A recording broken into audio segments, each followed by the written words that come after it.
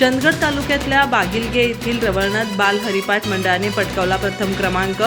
हिरलगे येथील श्री हरिकाका गोसावी कला क्रीडा आणि सांस्कृतिक मंडळाने आयोजित केल्या होत्या खुल्या हरिपाठ स्पर्धा।